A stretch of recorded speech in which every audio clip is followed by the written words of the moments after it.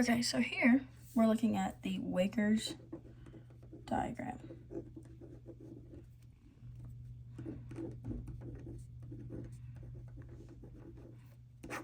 The Wiggers diagram is going to show you every single thing that goes on during the heart, during the systolic phase and the diastolic phase. So it's going to show you what happens when the heart is contracting, what's happening when the heart is relaxing, everything. All right? So I know it looks like a lot, but all of these different things are related in some way. We're not going to look at this phonocardiogram right here. It's just the sounds of the heart, which isn't really important to what we're doing right now. Okay? So right here is going to be your EKG. This is going to be the electrical signal, the electrical activity that you can track during the heart. So we're going to start at the very beginning.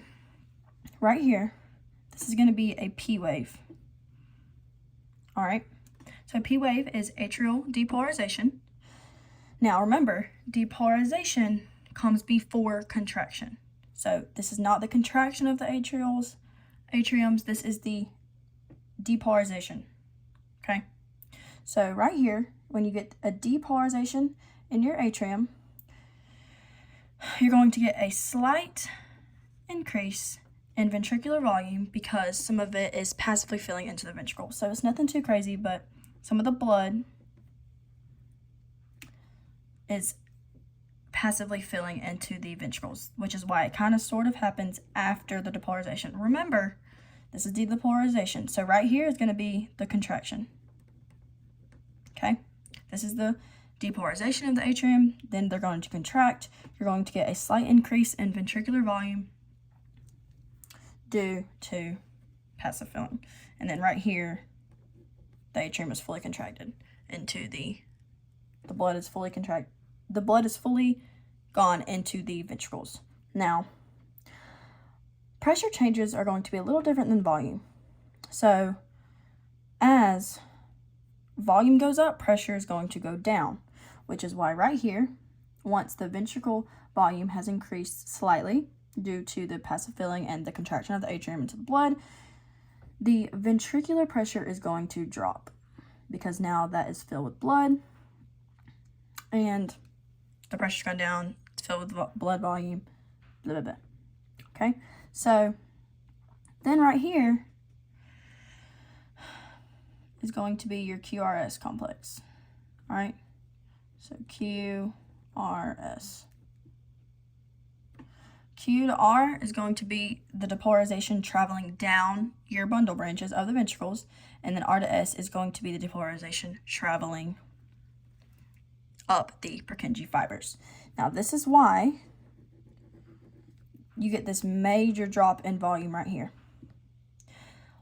The ventricles have now contracted at this step. After the depolarization, the ventricles have now contracted and expelled all of the volume of their blood out of the ventricles into the aorta, which is why you get a drop in ventricular volume. Now, when you get this major drop in ventricular volume, you get a major increase in ventricular pressure because now there's no blood in the ventricles and it's just full of oxygen and it's got a large amount of pressure. Now, right here, as the ventricular volume is increasing, before or after the depolarization, right as they contract, your aortic valve is going to open. Okay, that's the valve out from the ventricles to the aorta, out of the heart.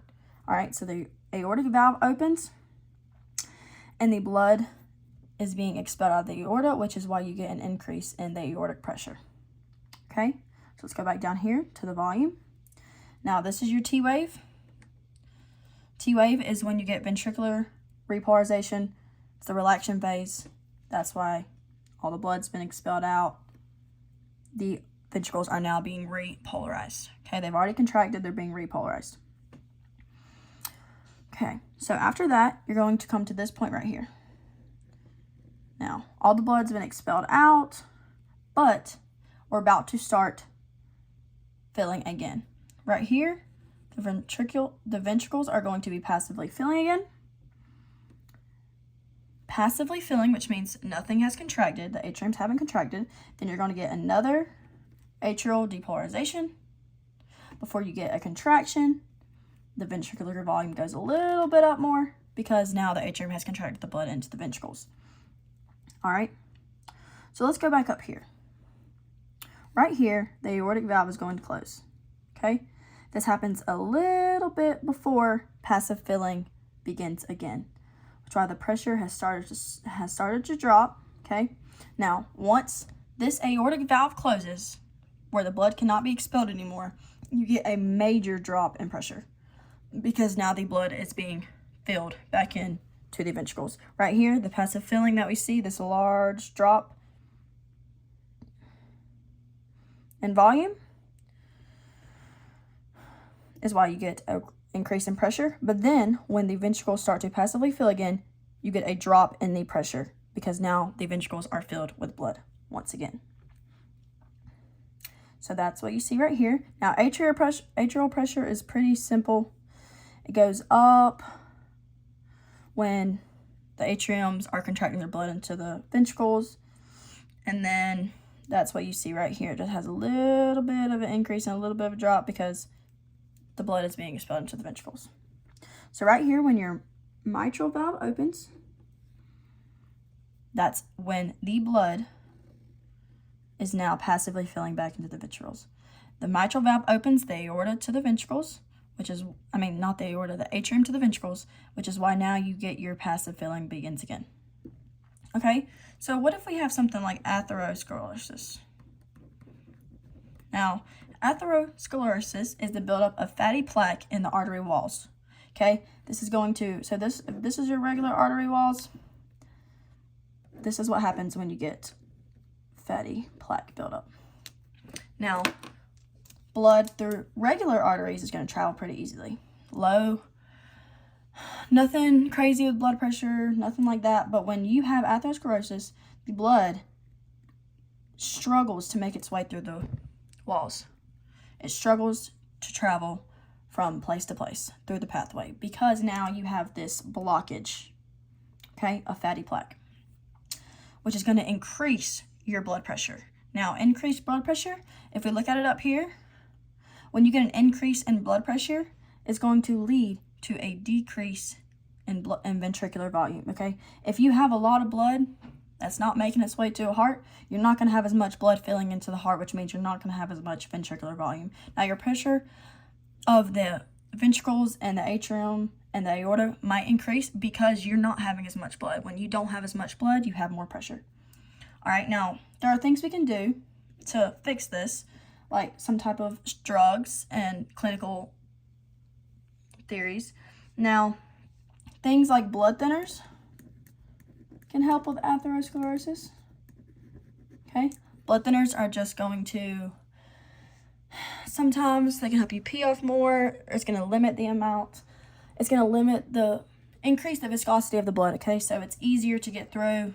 It's not as thick, which means it'll travel through these blockages easier, okay? Now, anti-inflammatory drugs can also be taken because inflammation and trauma are the cause of atherosclerosis. Now, this is going to limit the trauma response against artery walls, okay? So when you get a lower blood pressure in your arteries,